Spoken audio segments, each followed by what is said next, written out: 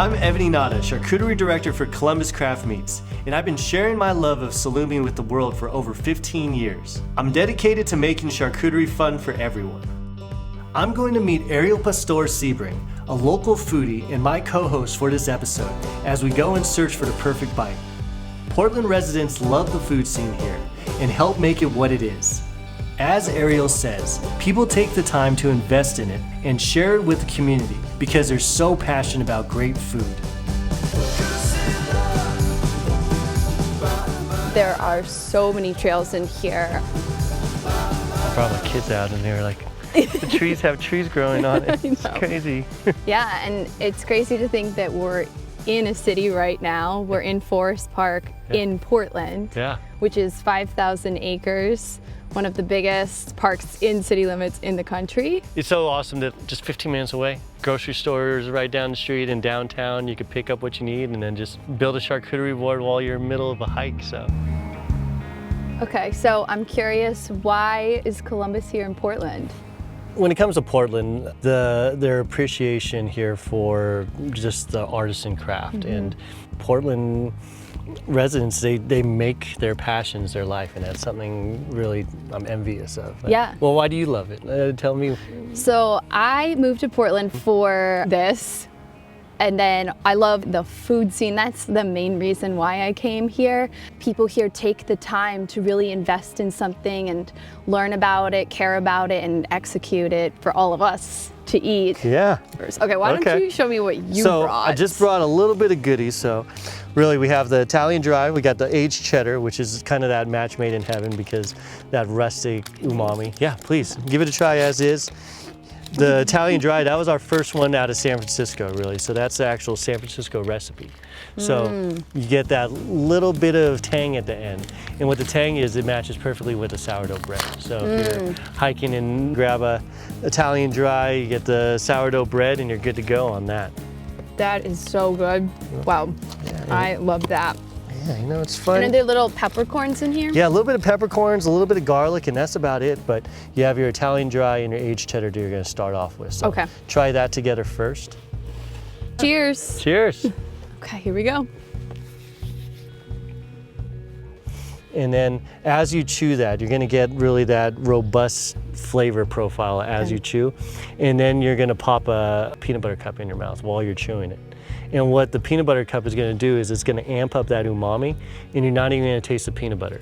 It's just going to be just more richer and richer as you chew through the salami and cheese. I don't want to say that I didn't trust you, but maybe a little bit, but this is incredible. Yeah. And you can't taste it, right? Well, in terms of the peanut butter, even if you're not a huge peanut butter fan. And now finish with one of these apples, and it's like a magic trick, and the peanut butter will reappear in your palate. I love this. Because of the acidity. So.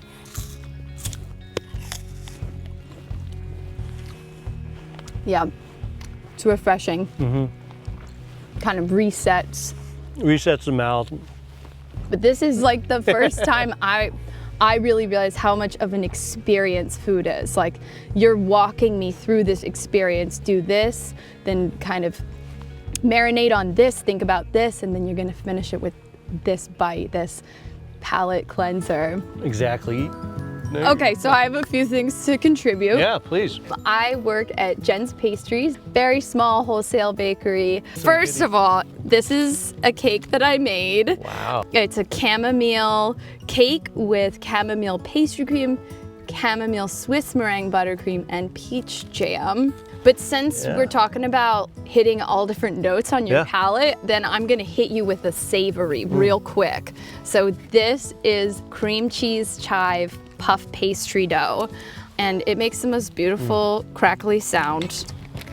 Thank you so much. There you go, that's your palate cleanser. Yeah, that's my little bite right there, yeah, perfect bite. So Portland has an incredible pastry and bakery scene, and people line up in the parking lot around the block and they'll wait for an hour.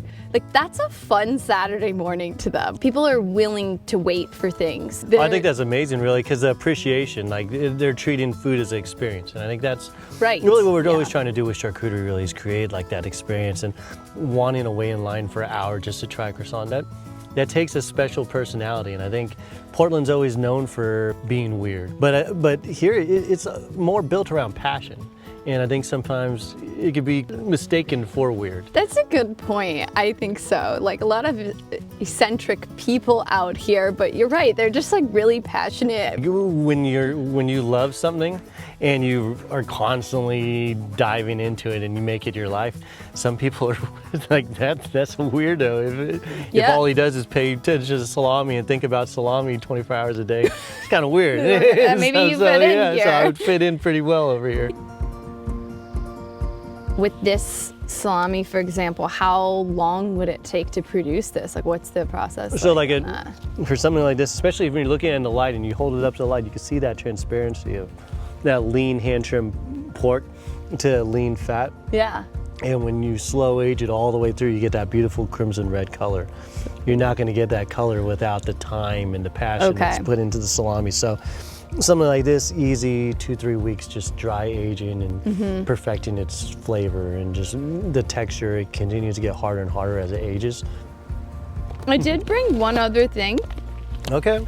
Dry roasted hazelnuts. Okay. I love hazelnuts on the board. Is there anything similar with dry salami and dry roasted? You know, drying out a product really just brings out more flavor, I think. That's where the flavor comes from, is that slow roasted, dry roasted flavor on that. And hazelnuts, you don't really see that often. In fact, Oregon is one of the biggest producers of hazelnuts in the country. That's amazing. And I love how these ones especially, there's not even really salt on it. So. Right, and you want to pair it like a little bit of a nut, a little bit of apple. That's how you start building your perfect bite. Exactly. But speaking of perfect bites, there are so many spots here in Portland I want to show you. Yeah, and definitely. we got to get going because, we got to eat. Yeah. Yeah. Enjoying our charcuterie picnic in Forest Park was completely in line with the Portland food experience. Now I'm psyched to check out Ken's Artisan Bakery and Nob Hill food carts. So this is Ken's Artisan, right? Yes, Great. this is Ken's. Love this bakery. So Ken's opened in 2001. Okay. And as you'll notice, it's a lot of French style pastry, so a lot of laminated I didn't notice that. doughs. And I know that Ken, he spent a lot of time in Paris, and like that's where he got his inspiration from. Everything's made in-house. They also have bread, if you're looking for like that beautiful risen dough that's a thick cut. And I noticed like there's so many pastry shops in Portland. There's so many, and I really think that we have these guys to thank. Like they started it all here, and I think that since the lines go down the street, other people are looking around like, well, we need something in our neighborhood. So I definitely want a fusilli. I love snails. Yeah. Go with that escargot. Raspberry escargot. Can I get one of those small baguettes up top? When you're talking about the bakery, it is really like that kind of European culture. And just like the idea of going each day and buying it fresh, I feel like Ken's embodies that. Ooh. Pretty one. Yeah. Oh, Has yeah, that that's texture beautiful. Oh yeah. The crunch test.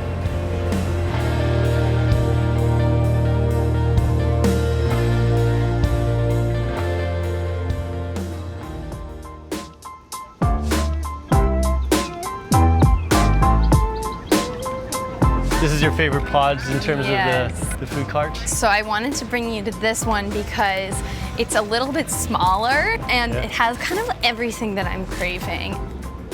Let's go with the roasted duck then, please. Is this food culture really tied to a specific region of China? Or? This is probably the most popular street food in China. Okay. So like a handheld, something that you can just take on the go. And, Everybody eats this. Can we do order a dolmas, please? I think we're gonna go with who's your master? Yeah, let's try that. There are more than 500 food carts in Portland. Like I like to go with my friends and we just get like a little bit of everything like we're doing now and then try it all together. It makes sense. It's like a good charcuterie board really has a little bit for everybody on there. Yeah, so yeah. Kind of what like all these food carts put together are. It's like everybody has a little something that they could get drawn towards and enjoy. And I love really how like everybody, this isn't just a regular sushi cart. This is like their interpretation, adding a lot of Mexican flavors and ingredients kind of in there. It together. Like, tying it together really, and I think that's kind of the fun about like new age charcuterie boards. Well, what you see nowadays, it's not usually just a mix of one culture on there. Yeah. It's like a hodgepodge of all these different cultural flavors put on the board, which is always fun. And always good to wash it down with some good beer and wine. So. And there's a lot of that out here in Oregon. Wait, something beeping.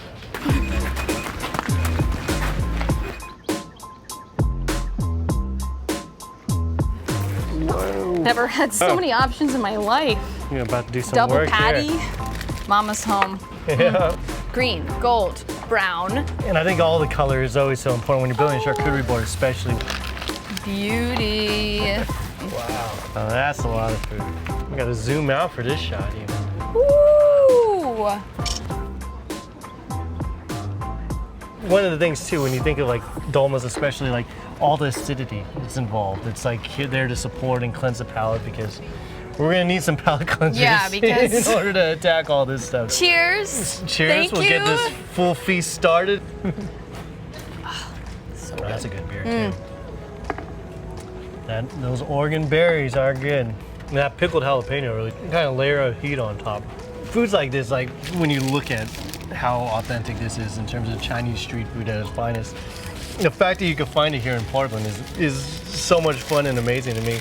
And really, it's worth 30, 40 minutes just to get food from the food cart. I think that a lot of people, it's a shared experience when you're waiting in line. Like you're here for one common goal. I totally agree. And that's really how charcuterie, it brings people together. So all different types of food just always are the perfect icebreaker for any occasion. It really starts conversation, gets people talking, and getting to know about the food first, but then everything else surrounding the food. Right, like the experience is being here, hanging out in the food cart pods or you know, in a park, bringing a picnic. That's really big here too. It's like, it's all about just, you know, breaking bread with other people. This trip made me appreciate Portland even more as a food city. From a crusty, fresh-baked baguette to a sushi burrito loaded with flavors from around the world, I was reminded that good food resets the soul.